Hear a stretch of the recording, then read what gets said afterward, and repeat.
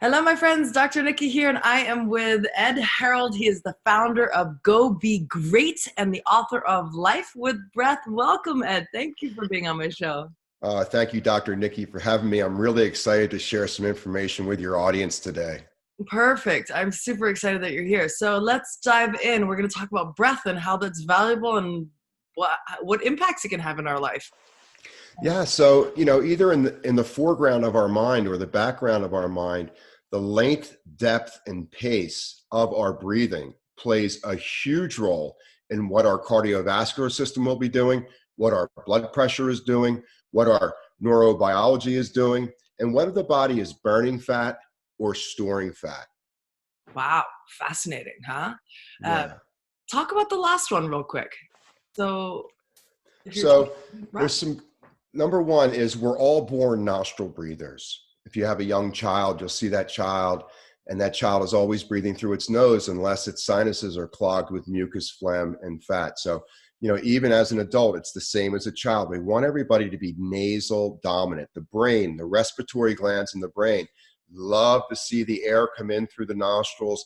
It satiates the cranial nerves, so there's more relaxation before we react in the moment. It stimulates nitric oxide, which is a beautiful anti-inflammatory molecule, which is a fat burning model all on its own. But the key to fat burning is very, very simple. Exhale longer than your inhale. Intentionally putting that focus on exhaling longer. Interesting. Why? Practice that. Why? What does that do? Well, number one, it keeps the brain, the hippocampus of the brain, as an open channel. It's easy for us to switch channels or change behavior or see through an old pattern of 10 years ago that has no bearing on the amazing person who you are today. The science out of Australia is amazing that 80% of our fat is burned through the lungs on our exhale. And when you're exhaling through your mouth, it's a very quick, shallow, you're not getting all the stale air out. And, over a period of time, you'll build up carbon dioxide in your body, and the brain fears carbon dioxide, and it'll make the heart rate be higher during the day, which will make it more difficult for us to sleep at night. So as a culture, I think we all need to stay on that exhale, maybe 5% longer than we normally do today. So interesting. I want to end with some tools on how to get there, but in the meantime, let's discuss dopamine and the effects of dopamine and breath and how they're linked. Well, dopamine is a function, it's a neurotransmitter. It's a very, very powerful neurotransmitter. And 50% of the brain's dopamine comes from your upper abdomen. It is stimulated by the enteric nervous system, which is a minor branch of the autonomic nervous system. It sits at the top of your belly. And when we can work on our breathing, in other words, breathing through our nose, practicing inhaling slower, exhaling slower, inhaling 5% more, exhaling 5% more, and keeping that pace slow will strengthen the primary muscle of breathing, which is the diaphragm, the abdominal diaphragm muscle.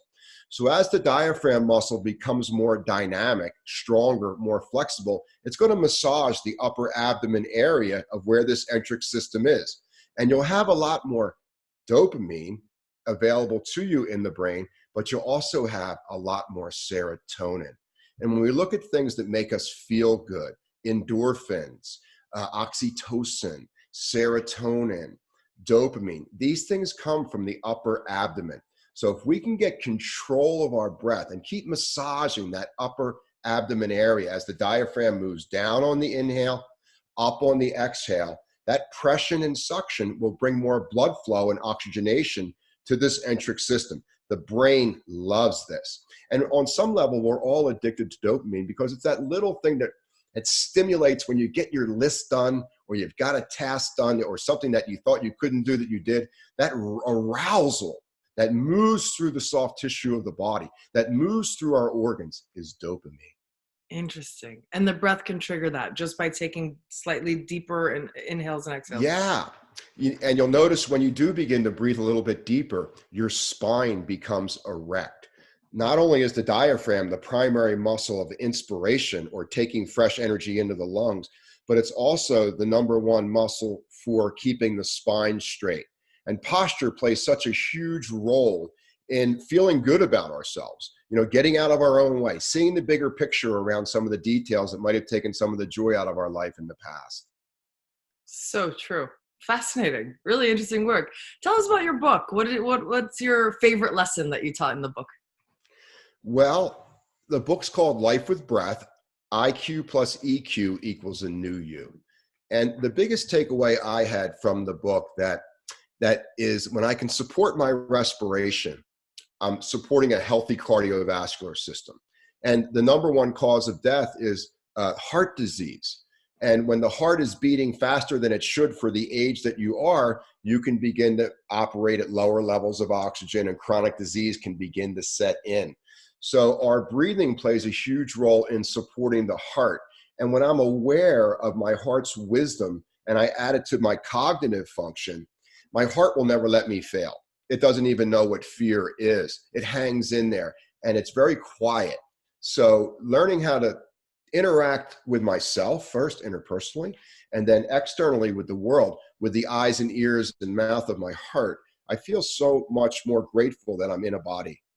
Wow, I love that. I went to a heart meditation yesterday to bring in the new year. And she had us really focus on the power of our hearts. And when you really put your full attention to your heart center, it's a beating beast. Like there's Yeah. power in there. It really is. And it will direct you. She was trying to get us to move our decision-making power basically to our hearts. And they can really help you make choices that are much more wise. It's very That's a great seminar because your heart is your number one fan. It's your hero. And it kind of allows us to travel away from the heart as we move through life and we stimulate our ego and all sorts of other schemes that we come up with. But eventually we all come back to the heart. And the heart has so much compassion and gratitude. It allows us to utilize our free will. But when you're utilizing the wisdom of your heart, you're at your peak at that particular moment of your life. As we move through our day, contrary to what most people think, your heart and your heart rate is actually in charge of your neurobiology. The heart actually sends 80% more information to the brain during our conscious hours than the brain sends to the heart. So when you can start to direct your mind when there's issues in your life to go to the heart first, rather than try to fix the head with the head, there's a lot less downtime. fascinating, huh? How do people do that?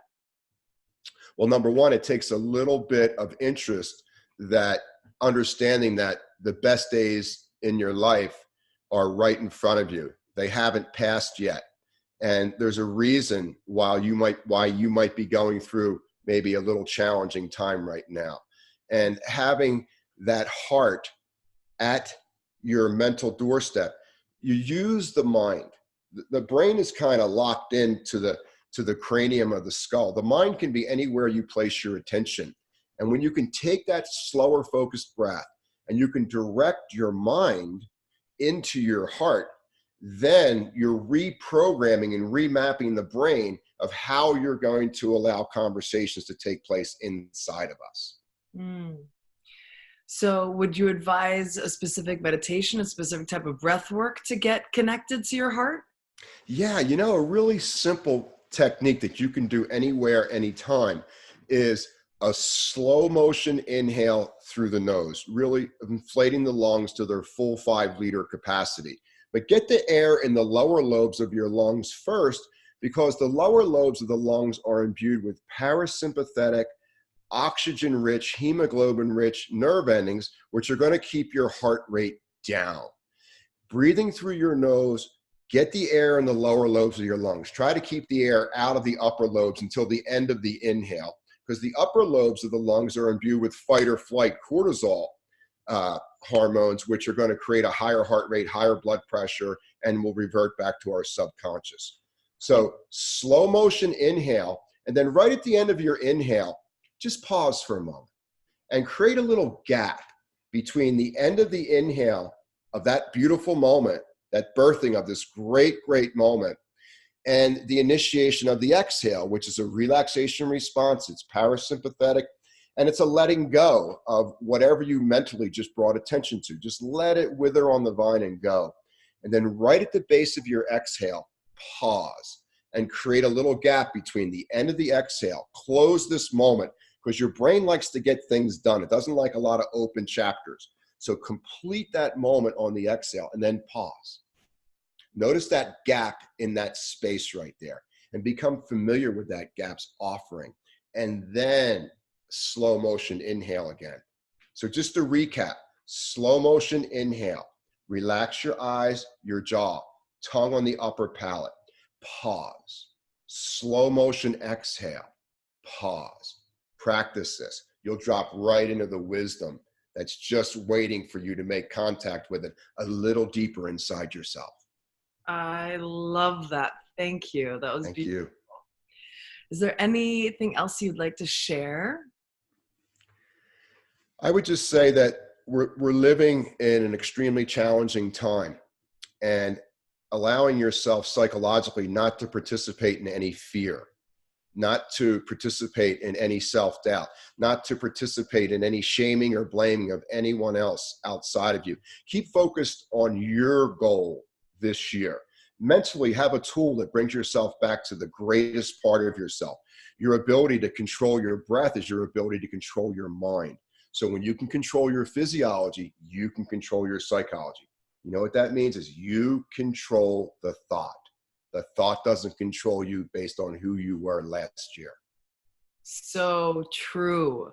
Wow, I love that. What a great way to start the new year. Thank you. Thank you. I really appreciate you being on the show and sharing your wisdom. I hope lots of people get your book. How can they find that book, by the way? They can get it at Amazon, or they can go to my website, www.edharrold.com. Perfect. Awesome. Thank you guys for tuning in, and I will see you on the next one. Cheers. Thank you, Dr. Nikki. Bye.